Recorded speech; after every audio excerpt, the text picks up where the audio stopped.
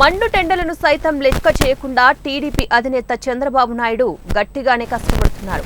ఎన్నికల్లో వైసీపీని ఓడించి అధికార పీఠంపై కూర్చోవాలనే పట్టుదలతో ఉన్న చంద్రబాబు నాయుడు మండు టెండలను కూడా పట్టించుకోకుండా జిల్లాలు, నియోజకవర్గాల వారీగా పర్యటనలు చేస్తున్నారు. తాను యాక్టివ్గా ఉంటూ జనాల్లోకి వెళ్తేనే పార్టీ నాయకులలోనూ ఉత్సాహం పెరిగి ఎన్నికల ప్రచారంలో నిమగ్నమవుతారని చంద్రబాబు భావిస్తున్నారు.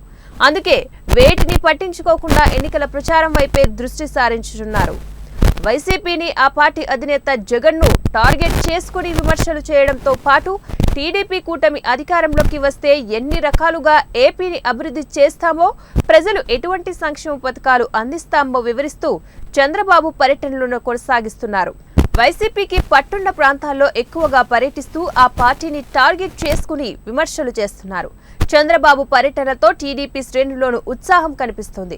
ఇదిలా ఉంటే చంద్రబాబు 2 జిల్లాల్లో పర్యటించనున్నారు. తూర్పు గోదావరి, విశాఖ జిల్లాల్లో ఆయన పర్యటన సాగుతోంది. ప్రజాగలం సభల్లో చంద్రబాబు తన ప్రసంగాన్ని వినిపించనున్నారు. ఈ మేరకు ఈరోజు ఉదయం శ్రీశైలంలో ఉన్న బ్రహ్మరాంబ మల్లికార్జున స్వామి వారిని చంద్రబాబు దర్శించుకుని ప్రత్యేక పూజలు చేస్తారు. అనంతరం అక్కడి నుంచి కాకినాడ పార్లమెంటు నియోజకవర్గ పరిధిలో జరిగే జగ్గంపేట బహిరంగ సభలో చంద్రబాబు ప్రసంగిస్తారు.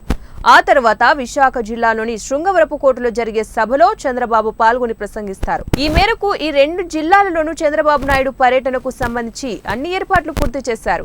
నాయకుడు నందమూరి తారక రామారావు గారు, నేను 200 రూపాయలు 2000 రూపాయలు పెన్షన్ చేసి కష్టాలున్న పేదవాళ్ళ దృష్టిలో పెట్టుకొని 10 రెట్లు పెంచిన పార్టీ, 10 రెట్లు పెంచిన వ్యక్తి నేనేనని. జొన్నలు ఇచ్చాం, ఇప్పుడు ఇస్తున్నాడని మిమ్మల్ని అడుగుతున్నా. కిలో గోధుమ పిండి 16 రూపాయలకే ఇచ్చాం, అది ఇస్తున్నాడా తమ్ముళ్ళోని మిమ్మల్ని అడుగుతున్నా. పండుగల సమయంలో పేదవాళ్ళకి సంక్రాంతి కానుకిచ్చాం, రంజాన్ తోఫా ఇచ్చాం, ఇప్పుడు ఇస్తున్నాడా అని మిమ్మల్ని అడుగుతున్నా. సన్న బియ్యం చెప్పి మోసం చేసిన సన్నాసి ఈ జగన్మోహన్ రెడ్డి, అవునా కాదా? సన్న బియ్యం వస్తా ఉందా? వచ్చే అవకాశం ఉందా? ఈయన టైం అయిపోయిందా లేదా? మోసం చేసిన సన్నాసి, అవునా కాదా? అవునంటే గట్టిగా చెప్పండి, చెప్పండి.